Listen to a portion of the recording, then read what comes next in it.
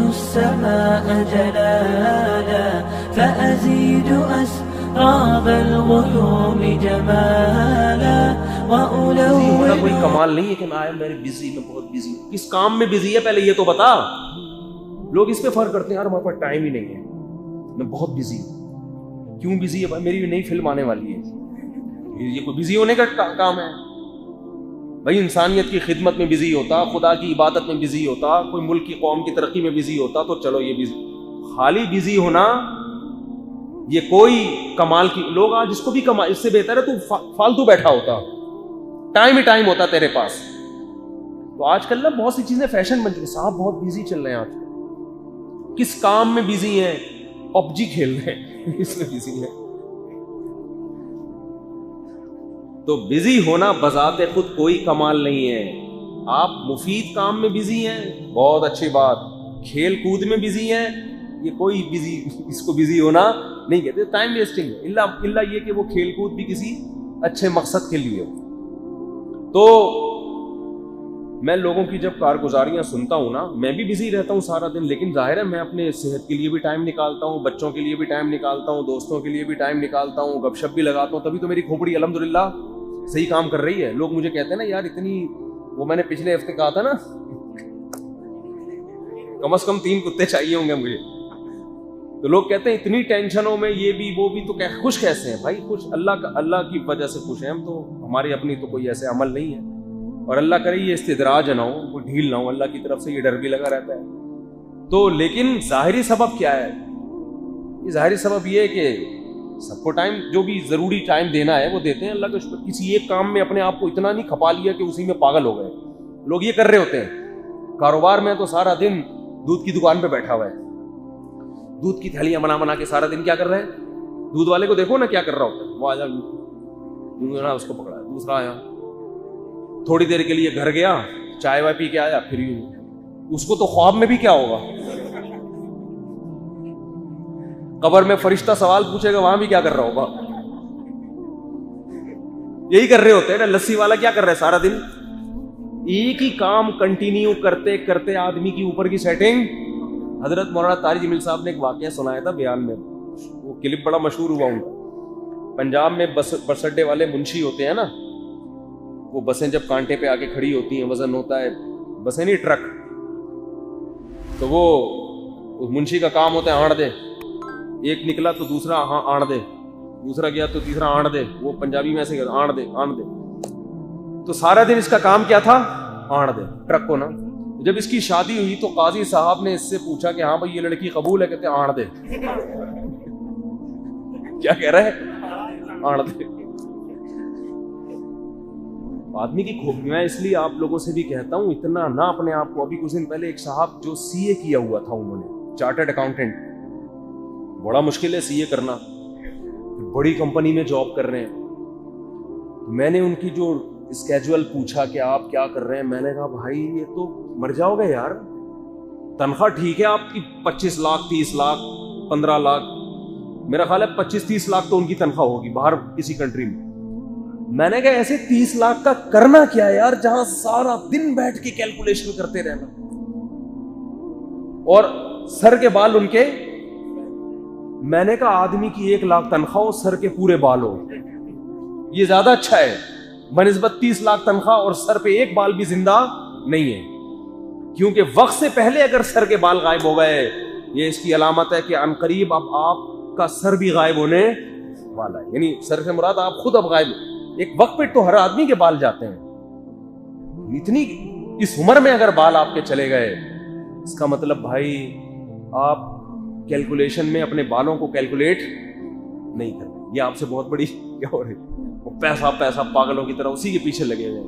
اتنی ٹینشن کیوں لے رہے ہو یار؟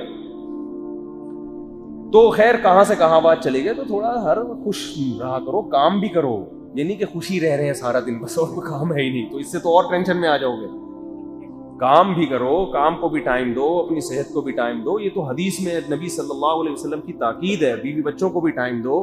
کتنے گھرانے ایسے جس میں باپ اور بچوں کا تعلق آپس میں ختم، بچے باپ سے مانوس ہی نہیں ہے. ابا گھر میں جاتا ہے، بچے اماں سے پوچھ رہے تھے کون صاحب آئے ہوئے ہیں گھر میں، کیونکہ بچوں کو ٹائم ہی نہیں دے رہا ابا. صبح ان کے اٹھنے سے پہلے بچے اسکول جا چکے ہوتے ہیں اور جب یہ کاروبار سے گھر آتے ہیں تو بچے سو چکے ہوتے ہیں. بہت دنوں بعد جا کے ملاقات ہوتی ہے. تو یہ کیا فائدہ بچوں کو پیدا کرنے کا بھائی, اور یہ بچے باغی ہو جائیں گے آپ کے تھوڑے دنوں میں, کہیں گے یہ بابا کون ہے. بچوں کو اتنی محبت, اتنا ٹائم دینا چاہیے. مرو تو بچے یاد رکھیں, یاد رکھیں یار ہمارے گھر کی رونق ختم. ہمیں تو اپنے والدین یاد آتے ہیں, کتنا ٹائم دیتے تھے ہمارے والد صاحب. حالانکہ اتنے بھی میرے والد نے کبھی ہم نے ان کو نہیں دیکھا ٹائم ویسٹ کرتے ہوئے. یہ جو لوگ تھڑوں کے نیچے بیٹھے ہوئے گپے لگا رہے ہوتے ہیں, بعض بوڑھوں کو بھی ہم نے دیکھا ہے. میں نے اپنے والد کو نہیں کبھی دیکھا کہ ایسے ہی ادھر بیٹھے ہوئے ٹائم ضائع کر رہے ہوں, ادھر گپے لگا رہے ہوں خام خواہ کے.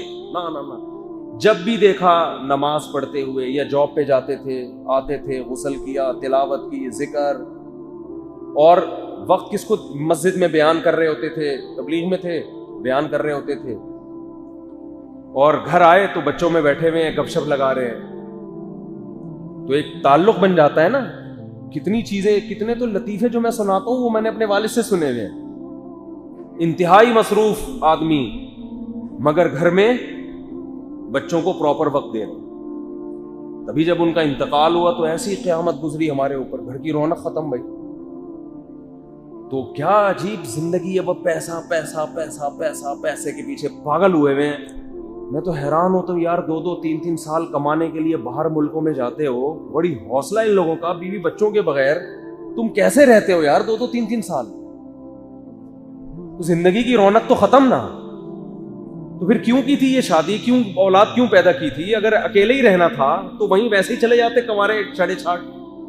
خیر مجبوری میں لوگ جاتے ہیں, میں مانتا ہوں خوشی سے نہیں جاتے, لیکن میرا اپنا کانسیپٹ یہ ہے بھائی ایسی مجبوری کیا کرنا ہے, تھوڑے میں گزارا کر لے, اپنے گھر میں رہے بچوں کے ساتھ, وہ زیادہ اچھا ہے بنسبت لاکھوں روپے کما رہا ہے مگر سال 1.5-2 سال کے بعد گھر کا چکر لگا رہے.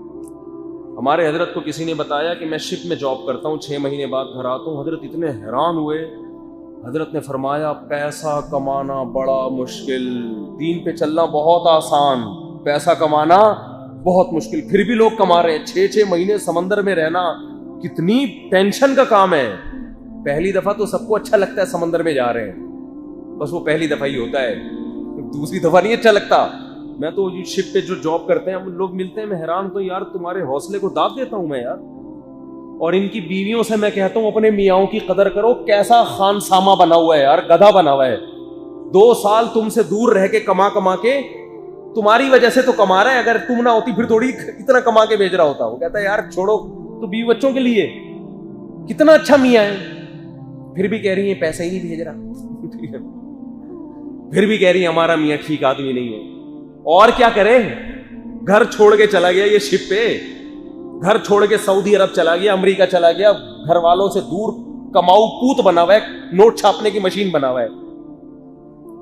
تو قدر کر لو بھائی اس کی. جب ریٹائرمنٹ کے بعد گھر آتا ہے تو ہونا تو یہ چاہیے ہار پھول لے کے بچے استقبال میں کھڑے ہوئے ہوں. ہمارے ابا ساری زندگی کما کے آدھے ہو گئے, اب ابا آپ گھر بیٹھے, ہم آپ کو کما کے کھلائیں گے. بعض گھروں میں ہوتا ہے ایسا, لیکن ایسی رپورٹیں آ رہی ہیں کہ اب ایسا نہیں. اب یہ ہوتا ہے کہ کما کے جب نچڑ گیا, اب کسی کام کا نہیں, اب وہاں پڑا ہوا کھانس رہا ہے, ذرا آہستہ کھانسا کرے, ٹھیک ہے, جراثیم پھیلتے ہیں اس کھانسنے سے. تو یہ رپورٹیں بعض گھروں میں ہیں, جو گھر خواتین میرا بیان نہیں سن رہی ان کے علاوہ کی بات کرتا ہوں میں.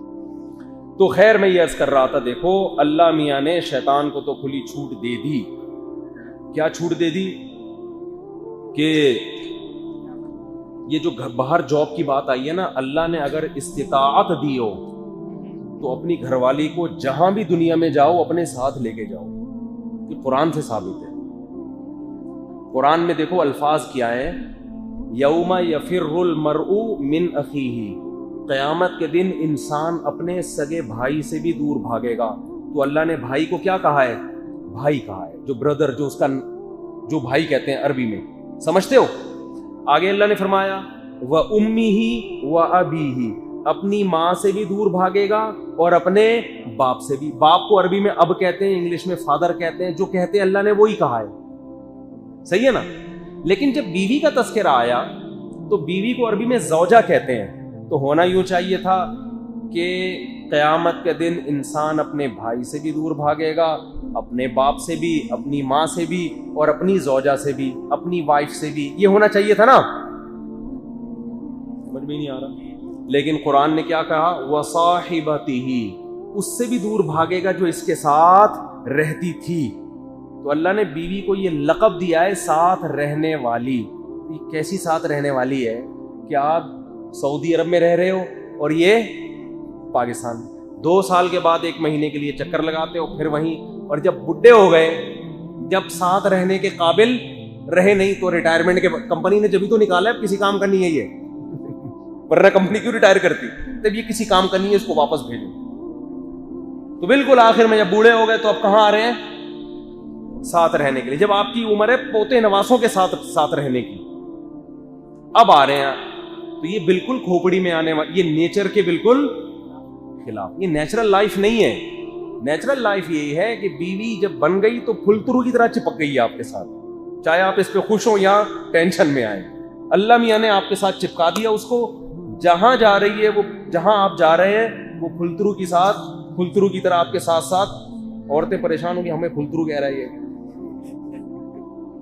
میں پھلترو توہین کی نیت سے نہیں کہہ رہا, میں یہ سمجھانے کے لیے کہہ رہا ہوں کہ پھلترو جب کرتے سے چپک جاتا ہے نا تو آپ اسے ہٹانا چاہیں تو وہ ہٹتا نہیں. تبھی تو کہتے ہیں پھلترو کی طرح چپک گیا ہے. تو کیا وہ بعض دفعہ کوئی دھاگا لگ جاتا ہے کپڑے سے, آپ یوں کر رہے ہیں, وہ ادھر ہاتھ سے چپک جاتا ہے, پھر یوں کیا پھر قمیص سے آ گیا, پھر یوں کیا تو پھر ہاتھ سے آ گیا. وہ اس میں چپکنے کی کچھ صلاحیت ہوتی ہے. تو کچھ پھر اس ہاتھ سے آپ نے یوں کیا تو اس ہاتھ پہ آ گیا, ٹھیک ہے. تو جب شادی ہو گئی تو وہ پھلترو کی طرح اب جہاں جہاں جاؤ گے ساتھ ساتھ. یہ سوچنے کی پہلے یہ سوچ لیا کرو. وسائل نہیں ہے تو ایک الگ بات ہے. بعض لوگ میرا بیان سن کے کہتے ہیں سعودی عرب میں یار ہم مزدور ہیں, ہم یہاں اگر بیگم کو بھی یہاں لے آئیں. ایک آدمی دبئی گیا, بڑا شوق تھا اس کو دبئی میں نا, دبئی کا پتہ نہیں لوگوں نے کیا تھا. میں دبئی گیا ہوں, وہاں نوجوانوں نے مجھے کہا کہ حضرت کوئی دبئی کے خلاف بیان کر دیں, کوئی یہاں کوئی سونے کے سکے نہیں ملتے. جو بندہ دبئی میں ہو ماں باپ سمجھتے ہیں پتہ نہیں کتنے نوٹ چھاپ رہا ہوگا.